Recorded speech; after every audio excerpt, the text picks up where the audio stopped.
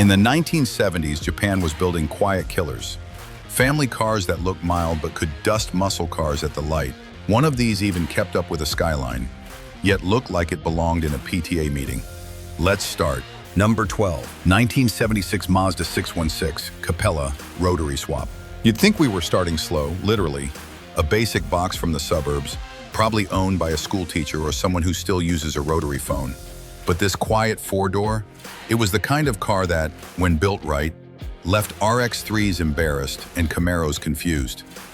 The stock version rolled out in 1976, known simply as the Mazda 616, a plain-face family sedan powered by a mild 1.6-liter inline-4, pushing a modest 75 horsepower.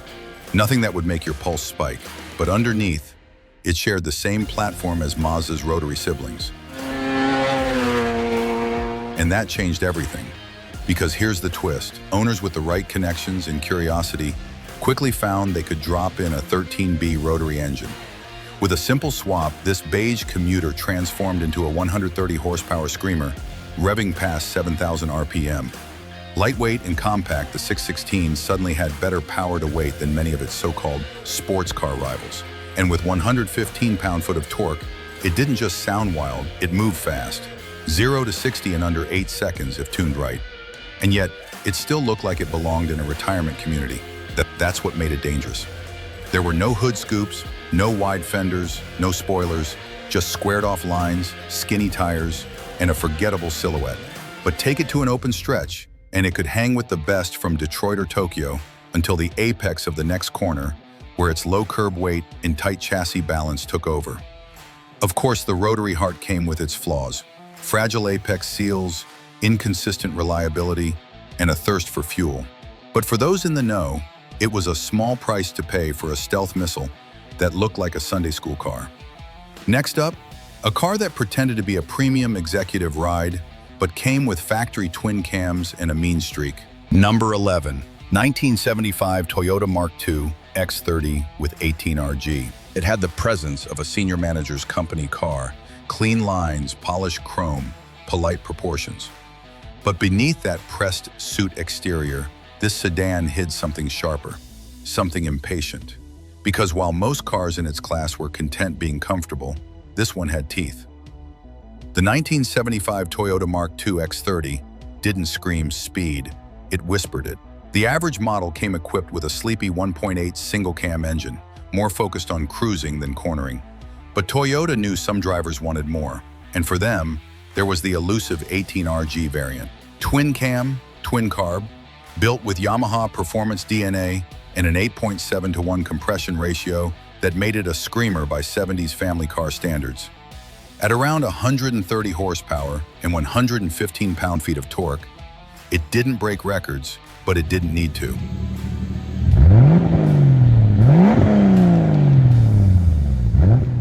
Paired with a 5-speed manual, the 18RG transformed the Mark II from calm to calculated. The rev band was eager, the gearing tight, and when pushed hard, it could hit 0 to 60 in just over 9 seconds. Quick for a four-door in 1975. It wasn't just about raw speed, it was about delivery. Smooth, linear, addictive. From the outside, you'd never guess.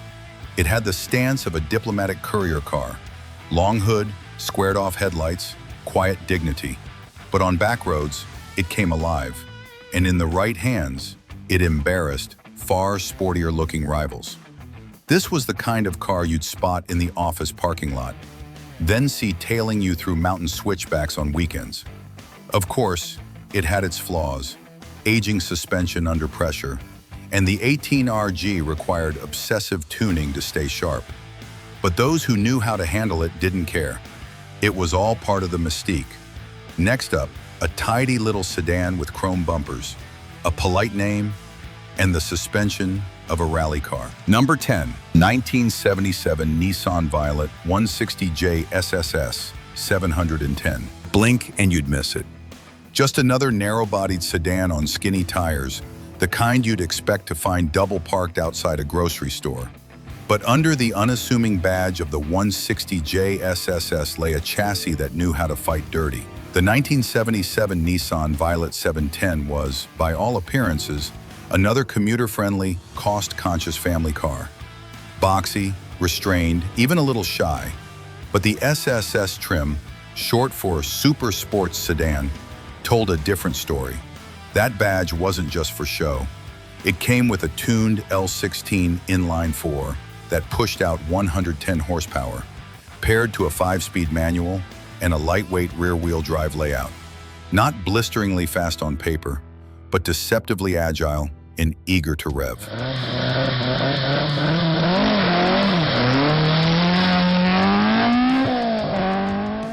Torque sat at a modest 95 pound-feet, but with a sub-1,000 kilogram curb weight, this thing moved way better than it looked. What made it more dangerous was the suspension setup. Unlike most econoboxes of the era, the 160J SSS featured independent rear suspension, a rarity in its class. That gave it real cornering capability, especially when modified with stiffer springs and modern tires. Street racers took notice. While others spent big on Z-cars and Celicas, a few wise ones quietly tuned their Violets into track day terrors.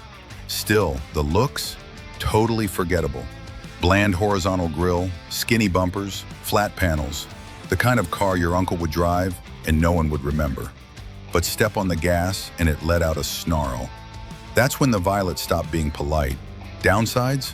A narrow track meant twitchy handling at the limit, and its mild looks meant many were neglected into rusted-out shells. But the few that survived? Underground gold. Coming up next, a car so overlooked, most people don't even realize Mitsubishi ever built something like it. And hey, if you're into these forgotten monsters hiding in plain sight, hit that subscribe button. There's way more where this came from. Number 9. 1975 Mitsubishi Galant Sigma A120 with GSR swap. It looked like it belonged to someone who still used a typewriter and paid bills in person. Square, sedate, and barely distinguishable from the wallpaper of mid-70s Japanese traffic. But with the right heart transplant, this mild-mannered Mitsubishi could punch way above its weight, and no one saw it coming. The 1975 Galant Sigma A120 wasn't born a racer. It was Mitsubishi's bid to enter the mid-size market with something sensible. Most variants came with small displacement Astron engines, good for cruising but hardly exciting. But gearheads back then had a trick up their sleeve, the GSR swap. Sourced from the more aggressive Lancer and Galant GTO trims, the 2.0 Lastron GSR engine could push out up to 125 horsepower and 125 pound-feet of torque, giving the Sigma real bite for a car its size.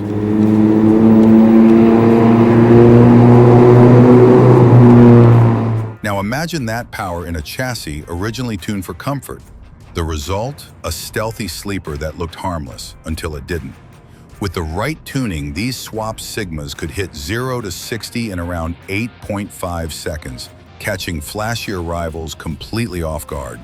And thanks to the Astron's torque-rich character, it was as quick off the line as it was through tight city runs.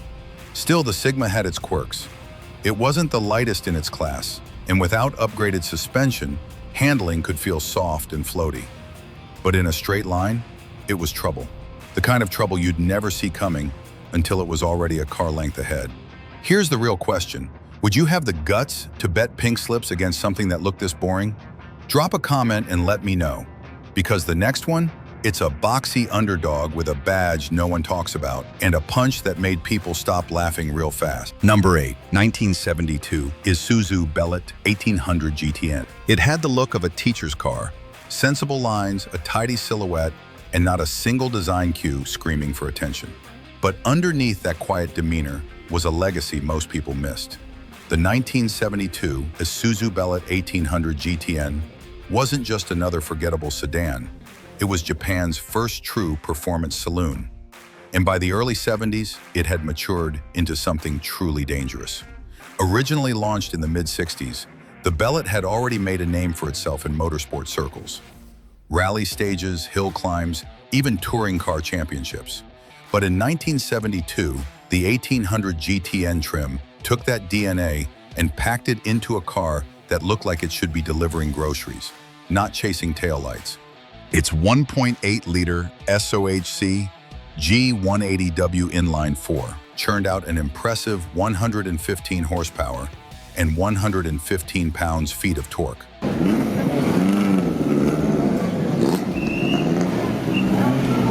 Numbers that might not sound huge today, but for a car that weighed just over 2,200 pounds, it made all the difference. Acceleration was brisk for its time, 0-60 in under 9 seconds, depending on gearing and condition, and with a close ratio 5-speed gearbox, it had the legs to keep up with bigger names on the highway. The Belllet GTN also featured rear-wheel drive, a well-balanced chassis, and, here's the kicker, a factory sport suspension setup that made it handle far better than its humble look suggested. Still, it had its compromises. Interior comfort was basic at best, and the ride could feel punishing over rough roads. Parts support wasn't as strong as Toyota or Nissan offerings, even back then. But when it came to raw performance in disguise, the Belllet GTN stood apart, not because it was the fastest, but because no one expected it to be fast at all. What comes next? A name most people ignore? But with the right engine inside, it could eat Corollas and Civics for breakfast. Number 7. 1978 Daihatsu Chararmont with 2 TG swap. If there were ever a car that looked like it belonged in a government parking lot, this was it.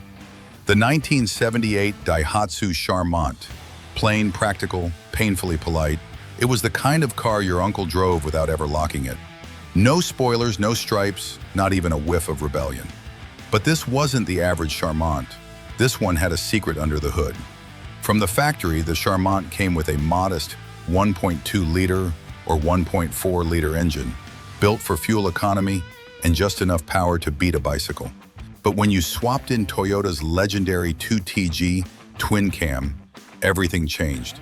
Suddenly, this beige commuter had access to 120-plus horsepower, dual Solex carbs, and a red line that sounded more like a backroad banshee than a daily driver. The 2TG, borrowed from the Celica and Corolla Levine, was a high-revving 1.6-liter twin cam that made its name in touring cars. In a lightweight body like the Chararmont's, just over 2,000 pounds, that engine turned a wallflower into a street stalker. 0-60 dropped to the mid-8-second range, and with the right gearing and suspension tweaks, it could keep pace with bigger, badder names through corners. It still looked like a rolling tax form, of course. No flares, no drama. Just squared-off edges and neutral colors. That was the power of it. No one ever saw it coming. Even better, because the Chararmont was based on a Toyota KE70 platform, parts compatibility was surprisingly generous, making swaps and mods relatively straightforward. It wasn't built to race, but in the right hands, it accidentally became a street threat. A car this mild-mannered shouldn't have been this quick, and yet here we are. And if you think a Daihatsu sleeper is wild, wait till you meet the rotary-powered underdog that looked like a European coupe but drove like it had a point to prove. Number 6. 1971 Mazda Luce Rotary Coupe, R130. It looked like it belonged in a European embassy parking lot. Sleek, sculpted, and absolutely silent in its intentions. The 1971 Mazda Luce Rotary Coupe wasn't designed to chase streetlights. It was Mazda's attempt at luxury, penned by Italian designer Giorgetto Giugiaro, aimed more at sipping wine than burning rubber. But buried behind that long, formal hood was an engine that had no interest in manners. While most Luce sedans of the era settled for mild four-bangers, the R130 Coupe was Mazda's boldest experiment, the only front-wheel drive rotary car they ever made. It came with a 13A rotary engine, displacing just 1.3 liters, but revving like it had something to prove. 110 horsepower, torque near 115 pound-feet, and a red line that made piston engines sound prehistoric. It was light, rev-happy, and terrifyingly smooth.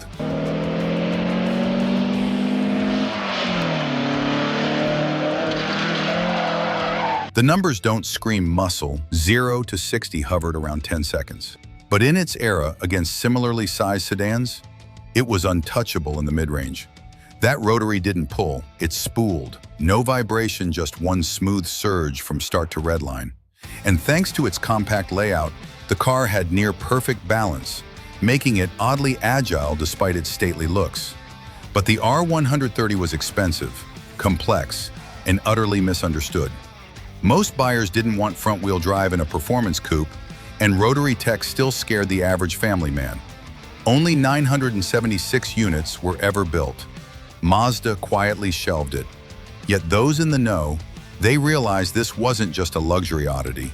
It was a rotary wolf in Italian tailoring, with a kind of power band that made it deadly in gear pulls and traffic light duels alike. Think that's niche? Wait until you see what happens when Toyota lets its junior sedan wear a GT badge and hides a rally-bred engine underneath. Number 5. 1977 Toyota Karina GT RA45. It looked like something your high school chemistry teacher might have driven. Boxy, beige, and entirely forgettable. But the 1977 Toyota Karina GT RA45 had a secret. Under its modest suit sat a streak of rebellion that Toyota rarely let show. While the Karina was mostly known as a sensible compact sedan, sitting between the Corolla and the Corona, the GT trim was a different animal entirely. It shared more with its Celica cousin than people realized. Under the hood, the legendary 18RG twin-cam engine, built with Yamaha's engineering input. We're talking 2.0 liters, around 130 horsepower, torque just over 120 pound-feet, and a willingness to scream to over 7,000 RPM.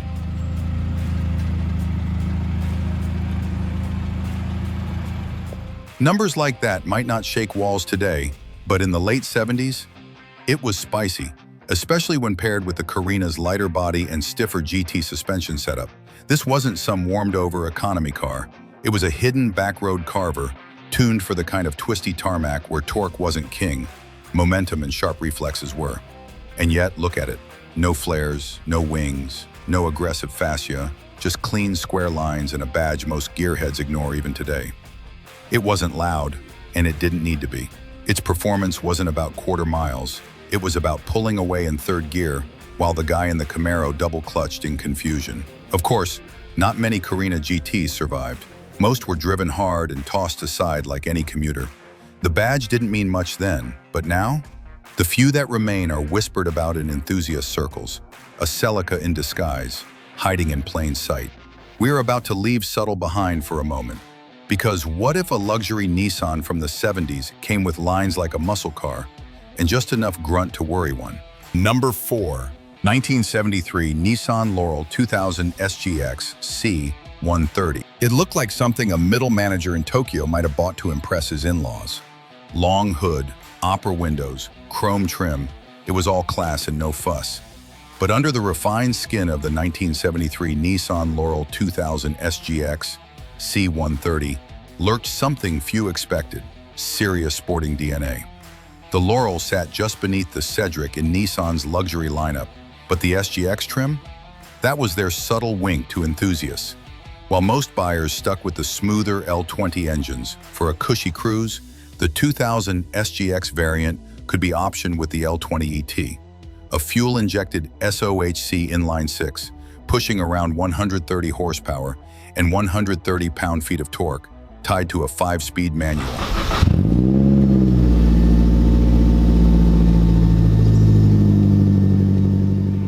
That might not sound earth-shattering, but this wasn't a bruiser.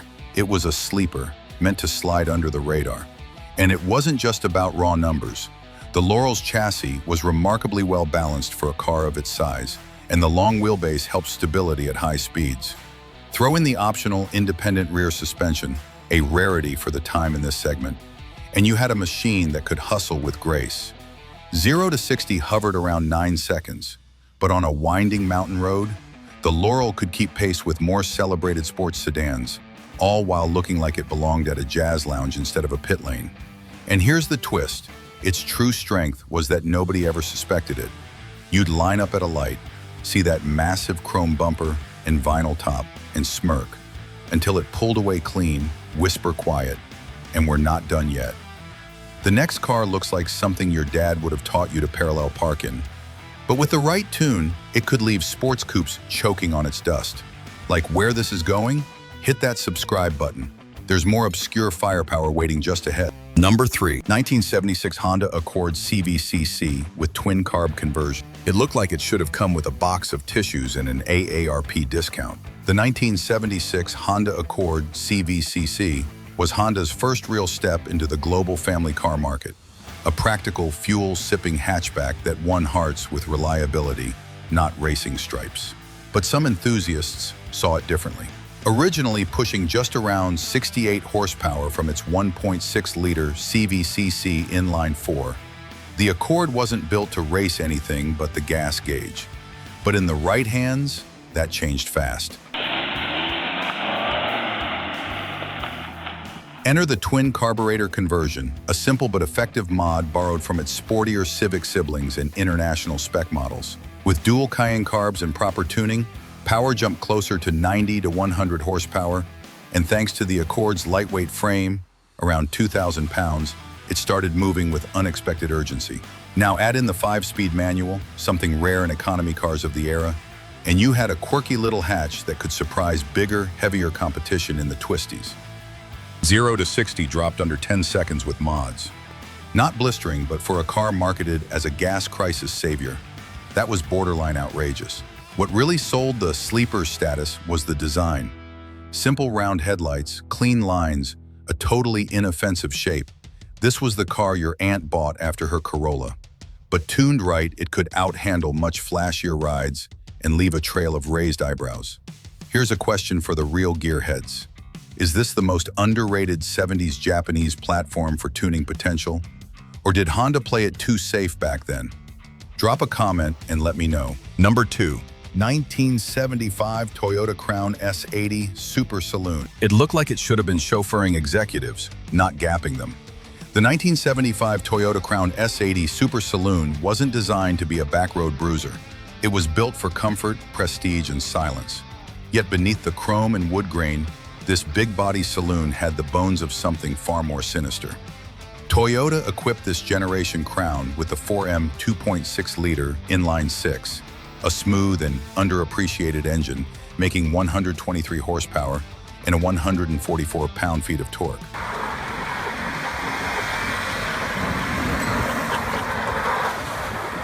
Numbers that might seem modest on paper, but when paired with the right gearing and a manual transmission, gave the Crown surprising urgency for a car its size. 0 to 60 in under 11 seconds wasn't blazing fast, but it was enough to keep up with the average American V6 land yacht while looking far more civil doing it. The tool, but here's where things get even more interesting. Tuners quickly realized the Crown shared DNA with Toyota's sportier sedans and coupes. Swap in a 5M GE or even a 1JZ decades later, and suddenly, this executive cruiser turned into a high-speed sleeper, capable of embarrassing cars with twice the reputation. And the best part? Its size meant it still looked like a dignified family sedan from the outside. No spoilers, no vents, no suspicion. Its rear-wheel drive platform, strong chassis, and smooth ride made it ideal for stealth performance builds. It didn't scream fast, it barely whispered it. But when that long nose dipped under throttle and the rear tires squatted, you knew it wasn't playing fair. And just when you thought we'd reached peak sleeper territory, the number 1 spot takes things even further. It's a car so unassuming, it practically dared you to underestimate it. Drop a comment and let me know. Number 1. 1978 Nissan Cedric 430 Turbo Swap. A retirement home favorite turned highway menace? You wouldn't expect much from the 1978 Nissan Cedric 430. It had the kind of styling that blended into government fleets and hospital parking lots, chrome-heavy, boxy, and quietly conservative. But under the right hands, it became Japan's answer to the Q car. All business on the outside, all chaos underneath. Originally offered with tame inline sixes like the L20 or the 2.4 LD diesel, the Cedric wasn't chasing lap times. It was built for comfort, long drives, and polite manners. But its robust rear-wheel drive chassis made it ripe for modification. And that's where things got out of hand, fast. The real magic happened when someone dropped in a turbocharged L28 ET from the Z cars, or even a VG30 DET V6 in later swaps. With a healthy turbo setup, you were suddenly looking at over 200 to 250 horsepower, depending on the build. That's enough to push this luxury liner well past stock Z-Car performance, while still looking like it belonged in a city council motorcade. Even factory-tuned Cedrics like the 430 Turbo Brougham in later trims hinted at what this car could be. Torquey, smooth, and capable of brutal highway pulls thanks to its long gear ratios and quiet demeanor. It didn't just catch people off guard, it made them wonder what did just pass them. With its quiet looks, massive mod potential, and low public profile, the 430 Cedric became the ultimate 70s Japanese sleeper. You'd never suspect it until it blew your doors off. Which one would you trust for a silent takedown on the expressway? No wings, no noise, just pure shock value. Drop your pick in the comments, smash that subscribe button, and stay sharp. Because next time, we're uncovering the Japanese sleepers so fast, they almost got buried by their own legend. Some were factory built, others whispered about, but none of them ever looked the part. You think this list was wild? What's coming next makes these look tame. Stick around.